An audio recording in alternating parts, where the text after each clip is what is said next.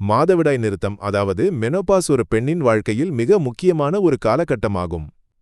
பொதுவாக ஒரு பெண் முதல் முறையாக மாதவிடாய் அடையும் நிலை பூப்பெய்தல் மெனார்க் எனப்படும். பூப்பெய்தல் முதல் மாதவிடாய் நிறுத்தம் வரைகருத்தரிக்க வாய்ப்புள்ள ஒரு காலகட்டம் நீடிக்கிறது. இந்த காலகட்டத்தில் கர்ப்பம் பிரசவம் தாய்ப்பால் ஊட்டுதல் ஆகியவற்றைத் தவிர மற்ற நேரங்களில் மாதவிடாய் ஒரு வழக்கமான சுழற்சியாக வரும். இந்த மாதவிடாய் சுழற்சி உடலில் உள்ள ஹார்மோன்களை கட்டுப்படுத்தும் ஒரு செயல்முறையாகும். ஆனால் மெனோபாஸ் அடையும்போது உடலில் பல மாற்றங்கள் நிகழ்கின்றன. குறிப்பாக கைஸ்ட்ரோஜன் என்ற ஹார்மோனின் அளவு மிகவும் குறைகிறது. மெனோபாஸுக்கு சுமார் 10 ஆண்டுகளுக்கு முன்பே இந்த மாற்றங்கள் தொடங்கலாம். இந்த நிலையை பெரிமெனோபாஸ் என்று கூறுகிறோம். இந்த நேரத்தில் ஈஸ்ட்ரோஜனின் அளவு குறையத் தொடங்கும். மெனோபாஸ் ஆகும்போது ஈஸ்ட்ரோஜனின் அளவு சுமார் 80% வரை குறைகிறது. இந்த ஹார்மோன் குறைபாடு உடலின் அனைத்து உறுப்புகளையும் பாதிக்கிறது.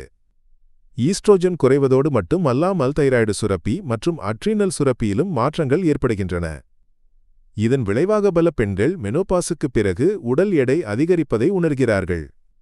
தைராய்டு சுரப்பியில் ஏற்படும் மாற்றங்கள் ஹைப்போதைராய்டிசத்திற்கு வழிவகுக்கும். இதுவும் உடல் எடை அதிகரிப்பதற்கு ஒரு காரணமாகும். கூடுதலாக சிலருக்கு திடீர் கோபம் மனநிலையில் மாற்றங்கள் அல்லது மூட் ஸ்விங்ஸ் போன்றவை ஏற்படலாம். இதன் பின்னணியிலும் ஹார்மோன் சமநிலையின்மையே காரணமாகும். மெனோபாஸுக்கு பிறகு பெண்களுக்கு மூட்டு வலிதைமானம் இதய நோய் அபாயம் என்னிவ அதிகமாக காணப்படுகின்றன.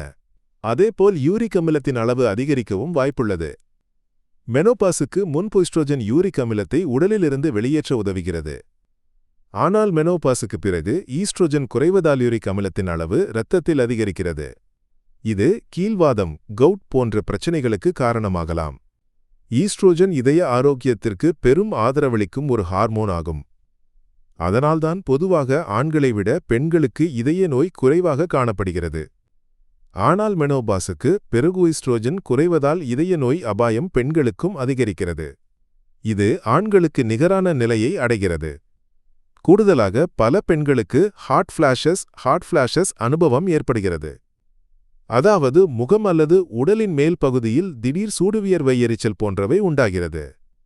இரவில் சரியாக தூக்கம் வராமல் இருப்பது சிறுநீரை கட்டுப்படுத்துவதில் பிரச்சினைகள் என்னிவவும் பொதுவானவை.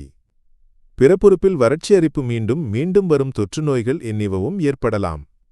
முடி உதிர்தல் மங்கு கரும்புள்ளி என்னிவவும் மெனோபாஸின் ஒரு பகுதியாக காணப்படுகின்றன. இந்த பிரச்சினைகளை எப்படி எதிர்கொள்வது? வாழ்க்கை முறையில் மாற்றங்களைச் செய்வது அவசியம். மெனோபாஸ் வருவதற்கு முன்பு பல பெண்கள் குடும்பத்திற்கும் குழந்தைகளுக்கும் வேண்டி வாழ்கிறார்கள். ஆனால் இந்த காலகட்டத்தில் உங்கள் சொந்த உடலுக்கு ஓய்வும் கவனிப்பும் தேவை. உங்களுக்கு பிடித்தமான விஷயங்களுக்கு அதிக நேரம் ஒதுக்குங்கள். ஒருவேளை அது தையல் செடி வளர்த்தல் அல்லது வேறு ஏதேனும் பொழுதுபோக்காக இருக்கலாம். இது மன அழுத்தத்தை குறைக்கவும் மனதை மகிழ்ச்சியாக வைத்திருக்கவும் உதவும். உடற்பயிற்சி இந்த காலகட்டத்தில் மிகவும் முக்கியமானது. தினமும் நடப்பது யோகா தியானம் ஆகியவற்றை பயிற்சி செய்யுங்கள். இது உடலுக்கு ஆற்றலை அளித்து மனதை அமைதிப்படுத்தும். தூக்கமின்மை ஒரு பிரச்சனையாக இருந்தால் மாலையில் நடக்க முயற்சி செய்யுங்கள். அல்லது தூங்குவதற்கு அரை மணி நேரத்திற்கு முன்பு ஒரு கிளாஸ் வெதுவெதுப்பான பால் குடியுங்கள். பாலில் டிரிப்டோபான் என்ற கூறு உள்ளது. இது தூக்கத்தை மேம்படுத்த உதவும் மெலடோனின் உற்பத்தியை ஊக்குவிக்கும். உணவு முறையிலும் மாற்றங்களைச் செய்வது மிகவும் முக்கியம். 5 உணவுகளை கண்டிப்பாக உணவில் சேர்த்துக் கொள்ள வேண்டும். முதலாவதாக தயிர் ஒரு புரோபயாட்டிக். இதில் கால்சியம் மற்றும் வைட்டமின் டி உள்ளது. இது செரிமானத்தை மேம்படுத்தும். பிறப்புறுப்பு வறட்சி தொற்றுநோய் ஆகியவற்றை குறைக்கும். இரண்டாவதாக ஃபைட்டோ ஈஸ்ட்ரோஜன் உள்ள உணவுகளை உண்ணுங்கள். உதாரணமாக சோயா, பால்சேனைக்கிழங்கு போன்றவை நல்லது. மூன்றாவதாக வாழைப்பழம். இதில் பொட்டாசியம் மற்றும் மெக்னீசியம் உள்ளது. இது இரத்த அழுத்தம் கொலஸ்ட்ரால் தசைவலி ஆகியவற்றை கட்டுப்படுத்த உதவும். நான்காவதாக வெள்ளை கொண்டைக்கடலை போன்ற கரையக்கூடிய நார்ச்சத்து உள்ள உணவுகளை சேர்க்கவும்.